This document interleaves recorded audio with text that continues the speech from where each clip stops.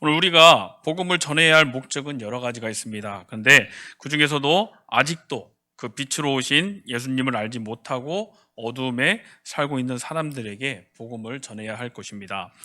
그들을 주님께 인도하여 구원을 받게 하고 또한 빛된 삶을 살게 하면 오늘 잃어버린 양 한 마리를 찾아 돌아온 목자가 기뻐하는 것처럼 바로 하나님께서도 기뻐하실 줄로 믿습니다. 오늘 베드로와 요한이 기도하기 위해 먼저 성전에 올라가다가 나면서 못 걷게 된 이가 성전에 들어가는 사람들에게 구걸하는 모습을 보았습니다. 이 앞에 장의 이야기입니다. 그래서 베드로는 자기가 은과 금은 없지만 내게 있는 이것을 내게 주노니 나사렛 예수 그리스도의 이름으로 일어나 걸으라 라고 하고 오른손을 잡아 일으키니 그 안전뱅이가 힘을 얻고 뛰어서 서서 걸으며 그들과 함께 기쁨으로 성전에 들어가면서 하나님을 찬송하였습니다.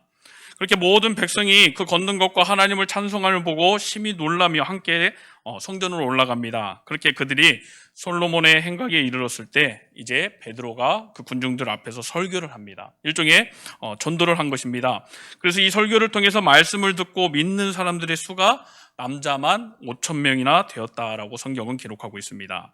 그리고 바로 이 사건 때문에 베드로와 요한이 그 백성들의 시위를 유도했다라는 이유로 공회에 잡혀 들어가게 됩니다. 그리고 이어서 이제 오늘 본문에서는 두 사도에 대한 바로 사내들의 신분과 그리고 그에 대한 베드로의 변론에 대해서 기록하고 있습니다. 여기에 보면 사내들이는 두 사도에게 너희가 무슨 권세와 누구의 이름으로 이 일을 행했느냐라고 질문한 사실을 우리가 볼 수가 있습니다. 그러니까 안전뱅이를 치유한 그 근거와 방법이 무엇이냐라는 것입니다. 오늘 이것은 과거의 유대 종교 지도자들이 예수님을 궁지에 빠뜨리기 위해 사용했던 질문과 매우 유사합니다. 사도들이 행한 능력의 그 수단과 방법을 그 사단에 의한 것으로 몰아가기 위한 것이었습니다. 그러니까 예수님의 이름으로 능력을 행한 것이라고 하면 그 이단자로 정죄하고자 한 것이었습니다. 그러나 오늘 이런 사내들의 강교한 신문에 대하여서 베드로는 성령이 충만해서 오늘 예수 그리스도의 구주 되심을 담대하게 증거를 합니다. 그렇게 베드로는 그들이 이단자로 몰아 죽였으나 하나님께서 살리신 바로 예수 그리스도의 이름으로 바로 이 능력을 행하였고 바로 그 예수가 온 세상의 구주 되심을 담대하게 전한 것입니다. 오늘 예수를 주와 그리스도로 선포하는 그 베드로의 담대한 모습은 이전에 여종 앞에서 예수의 제자인 것을 3번씩이나 부인했던 그 모습과는 엄청난 차이를 보이고 있습니다. 이것은 성령이 충만함이 아니고서는 생각할 수조차 없는 일이었습니다. 이처럼 이러한 담대한 신앙으로 변화되는 것은 오직 성령의 능력으로만 가능하다는 것을 우리에게 깨닫게 해줍니다. 그렇다면 오늘 이 본문을 통해서 우리가 얻을 수 있는 구체적인 교훈들이 무엇인지 함께 살펴보고자 합니다. 먼저 5절과 6절 말씀 우리 함께 같이 읽겠습니다. 이튿날 관리들과 장로들과 서기관들이 예루살렘에 모였는데 대제사장 안나스와 가야바와 요한과 알렉산더와 및 대제사장의 문중이 다 참여하여 오늘 베드로와 이 요한을 재판하기 위해서 사내들인 공회가 소집된 사실을 그렇게 기록하고 있습니다. 오늘 사내들이는 사두개파 출신의 대제사장들과 그리고 바리새파 출신의 서기관들 그리고 일반 백성의 대표인 장로들로 구성되어 있었습니다. 그런데 이들 가운데 사두개파 대제사장들과 바리새파 서기관들 사이에는 늘 분쟁과 알력이 있었습니다. 왜냐하면 바리새인들은 부활과 영생을 믿었는데 반해서 사두개인들은 부활과 영생을 부정하고 오직 그 현실주의 신앙을 지녔기 때문입니다. 그런데 그럼에도 불구하고 이들은 베드로와 요한을 재판하기 위해서는 신속하게 연합하여 모였다라는 것입니다. 그것은 자신들의 기득권을 지키는 것과 바로 직결된 문제였기 때문입니다. 말하자면 그들은 자기들의 이익을 위해서 진리를 대적하는 일에는 신속하게 연합한 것입니다. 이것이 바로 악인들의 특징입니다. 악인들은 평소에는 서로 대립하다가도 자기들의 이익과 관련된 일이라면 언제든지 손을 잡고 진리라도 대적을 하는 것입니다. 오늘 악인들은 선한 일에는 도무지 관심이 없습니다. 또 행함도 없습니다. 그리고 선하고 의로운 일에는 참여하지도 않습니다. 그러나 오늘 자기들의 이익을 위해서는 그 불의한 모임에도 신속하게 연합하는 것입니다. 오늘 베드로와 요한을 재판하기 위해 모인 자들은 바로 그리스도를 죽이기 위해서도 신속히 모였습니다. 우리 마태복음 15장 1절 말씀 1절 말씀 우리 함께 같이 읽어보겠습니다. 새벽에 대제사장들이 즉시 장로들과 서기관들 곧 온 공회와 더불어 의논하고 예수를 결박하여 끌고 가서 빌라도에게 넘겨주니, 여기 보니까 밤중에도 그들이 모두 모여서 그리스도를 불법으로 재판하고 바로 사형 선고를 내렸던 자들입니다. 여러분들 이러한 사실 앞에서 무엇을 느끼십니까? 오늘 성도들은 선한 일을 위해서는 신속하게 연합해야 한다라는 것입니다. 오늘 하나님의 구원을 회방하려는 자들이 신속하게 연합한다면 오늘 성도들은 그 하나님의 구원을 위해서 더욱 신속히 모이고 협동해야 한다는 것입니다. 초대교회가 유대교나 로마 정부의 핍박을 이길 수 있었던 것은 바로 연합하여서 기도하였고 연합하여 주님의 교회를 위해 수고했기 때문이었습니다. 우리가 작은 개미들도 연합하면 큰 곤충이나 동물들을 이기는 것을 볼 수 있습니다. 오늘 성도들도 이렇게 서로 연합할 때 그 힘이 막강해지는 것입니다. 오늘 그 불의한 자들은 교회와 성도를 대적하고 또한 음해하기 위해서 연합합니다. 오늘 일할 때 오늘 교회와 성도들이 이 신앙을 지키고 승리하는 삶을 살 수 있는 비결은 바로 성도와 교회가 신속하게 연합하는 것임을 우리는 깨달아야 하겠습니다. 그렇게 베드로는 성령으로 충만해져서 이제 무슨 권세와 누구의 이름으로 이 일을 행하였냐라는 그 산헤드린의 신문에 대해서 변론을 하기 시작합니다. 베드로는 우선 자신들이 행한 일, 그 일은 착한 일이고 이웃을 구원하는 일이었다라고 변론합니다. 베드로와 요한은 곁에 증인으로 바로 안진뱅이가 있다가 고침받은 자도 있었습니다. 그가 성전 미문에서 구걸하던 안진뱅이였던 사실은 그 성전을 드나들던 사람이었으면 모두가 다 알고 있던 사실이었습니다. 그를 일으켜 세우고 그리고 온전케 만든 일은 분명히 착한 일이고 구원을 베푼 선행입니다. 그럼에도 불구하고 사내들이 자기를 체포한 것은 아주 잘못된 일이라는 사실을 베드로는 간접적으로 항변한 것입니다. 이 베드로의 변론은 아주 지혜로웠습니다. 사실 이 사내들의 질문 속에는 교묘한 함정이 숨겨져 있었습니다. 그러니까 무슨 권세로 이 일을 행했느냐라는 질문에 신중하게 답변하지 못하면 이단자나 그리고 신성 모독자로 정죄당할 수도 있었기 때문입니다. 여기에 만일 우리의 능력으로 이 일을 행했다라고 답변한다면 오늘 하나님과는 관계없이 귀신의 힘을 빌려서 마술을 행하는 이단자로 바로 정죄당하게 될 것이었습니다. 그러니까 사내들이는 주님의 기적도 귀신의 장난으로 정죄한 자들입니다. 그러니까 그 제자인 베드로와 요한도 이단자로 몰아서 처형할 수가 있었습니다. 또 누구의 이름으로 이 일을 행했느냐는 질문도 이와 마찬가지입니다. 오늘 사도들이 만일 예수님의 이름으로 행했다라고 답변한다면 바로 그리스도를 이단자로 처형한 그들이기 때문에 그 제자들인 사도들도 오늘 이단자로 정죄하려고 한 것이었습니다. 그러나 베드로는 어떻게 대답했냐? 성령이 충만하여서 우선 자신들이 한 일이 착한 일이고 바로 이웃을 구원해 준 일로서 율법에 합당한 일임을 강조한 것입니다. 그러므로 여러분들도 오늘 베드로와 요한처럼 이러한 불의한 자들 앞에서 복음을 변론해야 할 상황이 생긴다면 언제나 지혜롭게 답할 수 있어야겠습니다. 그러기 위해서는 먼저 주님께 답변할 지혜를 주시기를 간구해야 하겠습니다. 오늘 8절에서 베드로가 성령 충만한 상태가 되었다라는 말씀은 이 특별한 순간에 바로 성령님께서 영감을 주신 것을 의미합니다. 오늘 주님은 제자들이 대적자나 오늘 교활한 자들에게 신문받게 될 때 오늘 성령께서 답변할 말을 주실 것이라고 말씀하셨습니다. 그 약속의 말씀대로 베드로는 오늘 성령의 도우심을 받아서 지혜롭게 답변한 것입니다. 오늘 이렇게 성령의 도움을 받으려면 오늘 주님께 간구해야 합니다. 야고보는 지혜가 부족하면 하나님께 간구할 것을 강조합니다. 야고보서 1장 5절 말씀 우리 함께 같이 읽어보겠습니다. 너희 중에 누구든지 지혜가 부족하거든 모든 사람에게 후히 주시고 꾸짖지 아니하시는 하나님께 구하라. 그리하면 주시리라. 어떻게 주시냐? 후하게 주실 것이라는 것입니다. 그러므로 오늘 불신자들과 대적할 수밖에 없는 성도들, 오늘 주님께 답변할 지혜를 달라고 간구해야 하겠습니다. 자기 생각과 욕심대로 그리고 신중하지 못하게 답변한다면 큰 위험과 오늘 손실을 당할 수도 있기 때문입니다. 우리가 너무나도 잘 알고 있습니다. 말 한마디에 천냥빚도 갚는다. 오늘 그 이러한 속담처럼 오늘 신중한 대답, 바로 지혜로운 대답 한마디가 큰 영향을 미치게 되는 것입니다. 그러므로 오늘 주님께 간구하여 그 성령의 능력을 힘입는 귀한 성도님들 되시기를 소망합니다. 오늘 베드로가 오늘 산헤드린 앞에서 담대하게 오늘 예수 그리스도의 이름을 증거합니다. 10절 말씀 우리 함께 같이 읽겠습니다. 너희가 십자가에 못 박고 하나님이 죽은 자 가운데서 살리신 나사렛 예수 그리스도의 이름으로 이 사람이 건강하게 되어 너희 앞에 선드니라.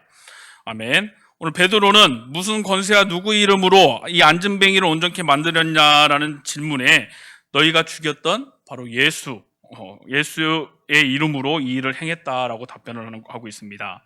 오늘 베드로는 예수 그리스도의 이름으로 이 일을 행했다라고 답변을 하게 된다면 그 그리스도를 이단의 괴수로 몰아 사형을 내렸던 그 산헤드린 공회가 자신도 같은 이단자로 정죄할 수도 있다라는 것을 알고 있었습니다. 그리고 그것은 곧 자기에게도 죽음을 의미한다라는 것도 알고 있었습니다. 그렇지만 그럼에도 불구하고 그는 조금의 망설임이나 주저함 없이 담대하게 바로 예수의 이름으로 이 일을 행했노라라고 답변한 것입니다. 그리고 그뿐만이 아니라 너희가 십자가에 못 박고 죽인 예수께서 부활하셨다라고 오히려 산헤드린 회원들의 죄를 고발하고 있는 것입니다. 오늘 우리는 이렇게 대적자들 앞에서도 담대하게 주의 이름을 증거할 수 있어야 하겠습니다. 담대하게 그 주님의 권능과 주권과 그리고 영광과 은혜를 선포해야 하겠습니다.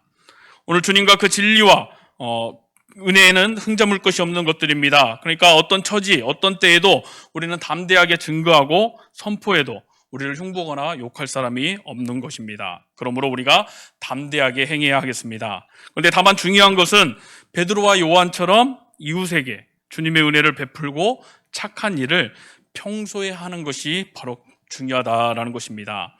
나의 양심에 거리낌이 없어야 오늘 담대하게 주님의 은혜와 주권을 선포할 수가 있는 것입니다. 그러므로 오늘 평소에 선행과 구제에 힘쓰며 이웃에게 덕을 쌓고 칭찬 듣는 생활을 하시기를 소망합니다. 그런 성도만이 어떤 자들 앞에서도 그리고 베드로처럼 담대하게 주님의 은혜와 영광을 선포할 수가 있을 줄로 믿습니다. 오늘 베드로가 예수 그리스도를 이스라엘과 만민의 유일한 구주로 선포를 하는데 12절 말씀 우리 함께 같이 읽겠습니다. 다른 이로서는 구원을 받을 수 없나니 천하 사람 중에 구원을 받을 만한 다른 이름을 우리에게 주신 일이 없음이라 하였더라. 아멘. 바로 이 선포 속에는 우리는 베드로의 굳건한 신앙을 엿볼 수가 있습니다. 또 그리스도 예수만이 유일한 인간의 구주라는 사실을 깨닫게 하려는 바로 그 사랑의 마음도 엿볼 수 있습니다. 오늘 세상에는 수많은 종교들이 있습니다. 세계의 수많은 민족 가운데 신이 없는 민족은 없다라는 그런 문화 인류학자들의 증언처럼 세상에는 수도 헤아리기 어려울 만큼의 많은 종교가 있습니다. 우리가 알고 있는 고등 종교만 해도 수십 개에 달합니다. 그러나 그러한 종교들 가운데 바로 예수를 구주로 섬기는 바로 우리 기독교만이 인류에게 확실한 구원의 길을 제공하고 있는 것입니다. 오늘 세상의 다른 모든 종교는 인간의 사색과 수양을 통해 생겨난 종교입니다. 그리고 결코 구원의 길을 제시해 주지 못합니다.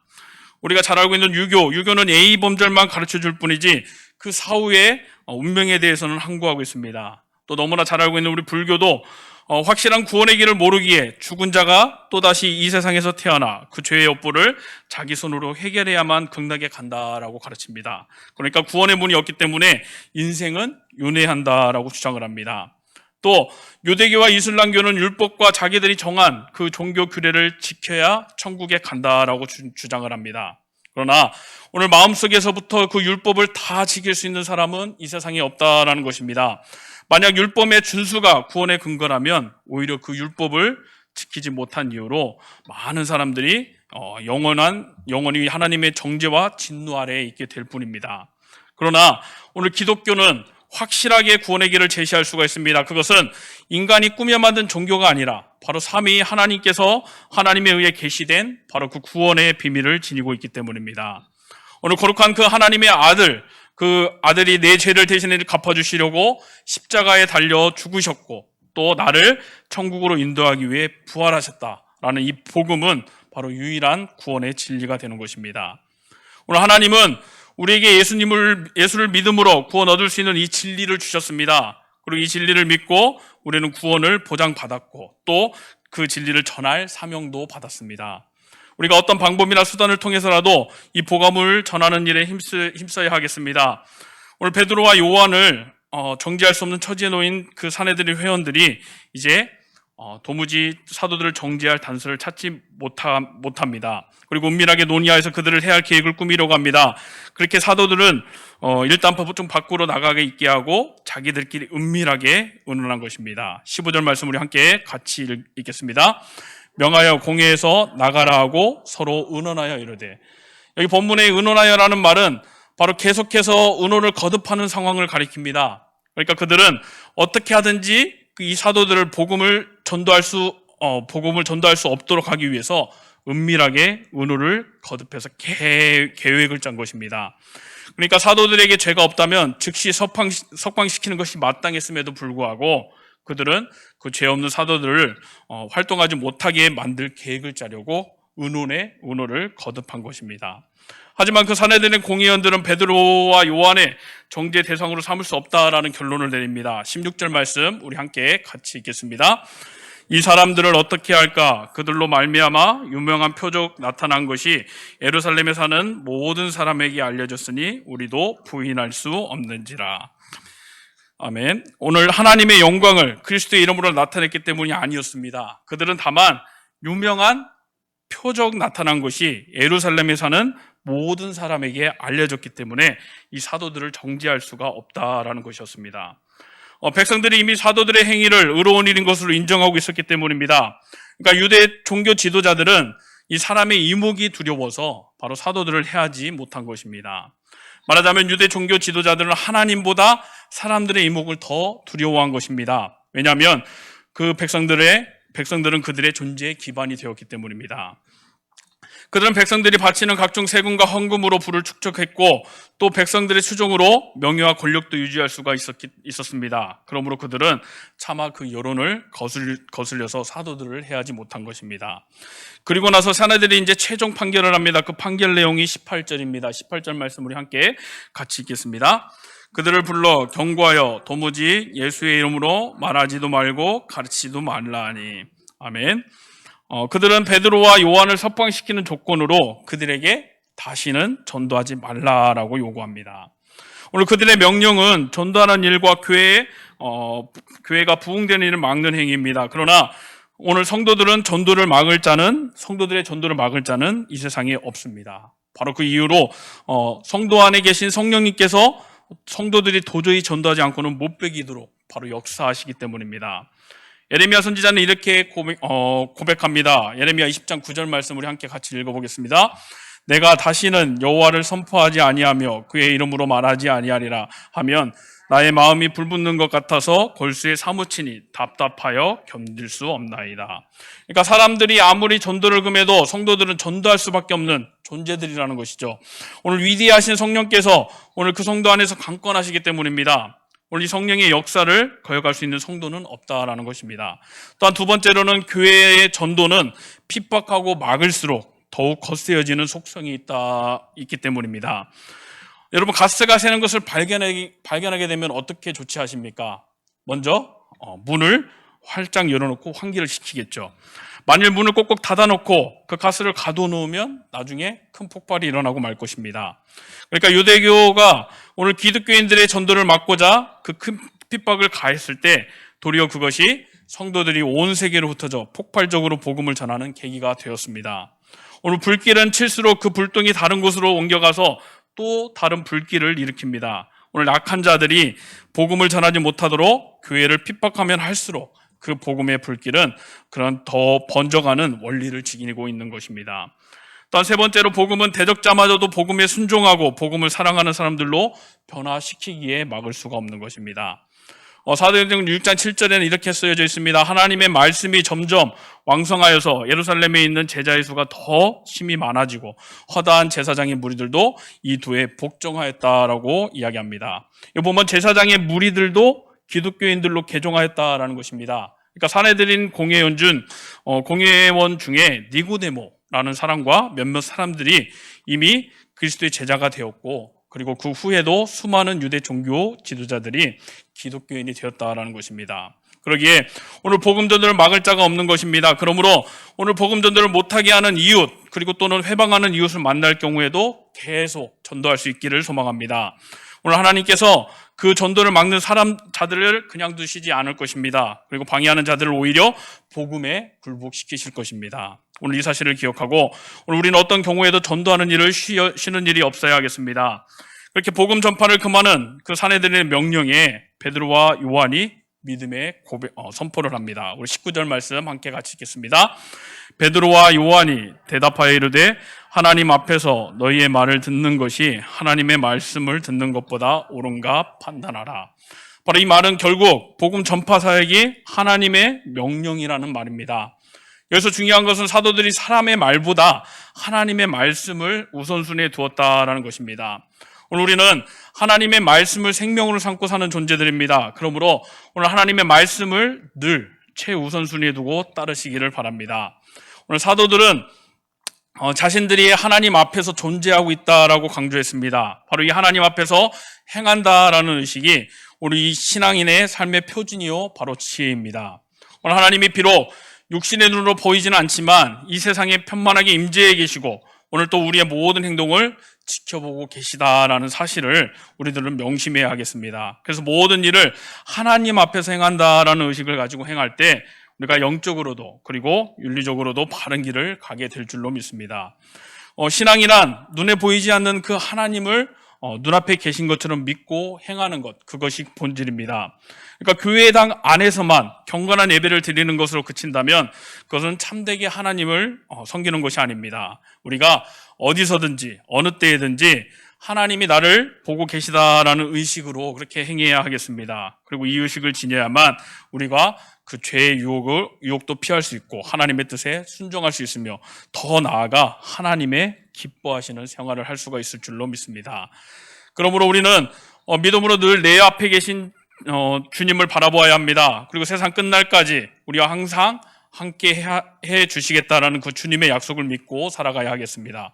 그래서 우리가 문제를 만나고 슬픈 일을 당해도 오늘 하나님께서 보고 계시고 우리가 선을 행하는 것도 하나님이 다 보고 계신다는 것, 그리고 우리가 범죄하는 것도 하나님께서 다 보고 계심을 믿고 우리의 생활을 바로 행해야 하겠습니다.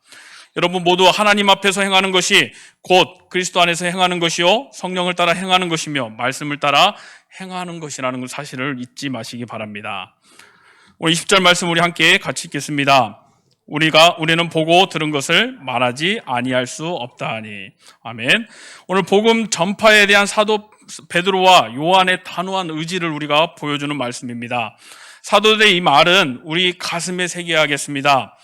우리가 사는 이 현대 사회는 특히 익명의 사회라고 불립니다. 그러니까 아파트의 굳센 벽과 그리고 빌딩 등으로 이어진 이 도시 사회에서는 이웃이 누구인지 그리고 어떤 이인지 잘 알 수가 없습니다. 또 서로 잘 알려고도 하지 않습니다. 그래서 사람들은 자신의 신분과 계층을 숨기고 자유롭게 살아갑니다. 이것이 현대 도시화된 이 사회의 모습입니다. 그러나 오늘 우리들은 이런 사회 풍조에 물들어서는 안 되겠습니다. 주님은 우리에게 세상의 빛과 소금이 되라고 명하셨습니다. 그리고 그 주님의 증인된 사명을 감당하라고 명하셨습니다. 그 그리스도를 통해 듣고 본 그 하나님의 구원과 그 계획을, 그 사랑과 그 은혜를 이웃에게 공개하라고 말씀하십니다. 오늘 우리는 그 그리스도의 증인들입니다. 법정에선 증인이 자신이 보고 들은 것을 숨김없이 다 증언해야 하는 것처럼 우리도 오늘 주님을 통해 보고 들은 그 천국의 비밀과 진리를 세상 사람들에게 전할 수 있어야 하겠습니다. 남들에게는 나는 그리스도인이요 그리스도의 증인이라고 공개할 수 있는 떳떳한 생활을 할 수 있기를 소망합니다. 우리 신분을 밝히고 주님의 은혜와 진리를 전할 수 있기를 소망합니다. 그렇게 베드로와 요한처럼 어디서든지 그리고 나에게 해가 되는 일을 당할지라도 오늘 주님을 통해 보고 들은 그 하나님의 진리를 사실 그대로 증언할 수 있는 성도님들 되시기를 소망합니다. 오늘 우리는 본문을 통해 거룩한 용기가 어떤 것인지를 볼 수가 있었습니다. 베드로는 유대 최고 법정에서 자신에 대한 심판권을 가지고 있는 그 사내들인 공의회원들 앞에서 바로 그리스도를 증거했습니다. 또 그들의 죄도 지적했습니다. 베드로는 피고가 아니라 오히려 재판관처럼 그들에게 담대한 자세로 대했습니다. 그는 그곳이 바로 그리스도께서 사형 선고를 받은 것이고, 그리고 자신이 그리스도를 3번씩이나 부인했던 곳임을 알고 있었습니다. 그렇게 자기에게도 사형이 내려질 가능성이 높다는 사실도 알고 있었습니다. 그렇게 사내들의 협박에도 불구하고 그는 조금도 두려워하지 않고 담대하게 그리스도의 증인으로서 그 일을 행했습니다. 오늘 우리가 그 주님의 증인으로서 사역을 온전히 행하려면 이 베드로의 이 용기 있는 자세를 본받아야 하겠습니다. 이렇게 용기 있는 자만이 진리를 말할 수 있고, 자기 희생을 각오한 자만이 이 죄악된 세상에서 그리스도의 은혜와 진리를 선포할 수 있을 줄로 믿습니다. 오늘 이러한 각오와 용기로 담대히 이 세상에서 행하며 세상을 향해 복음을 선포할 수 있는 귀한 우리 성도님들 되시기를 간절히 소망합니다.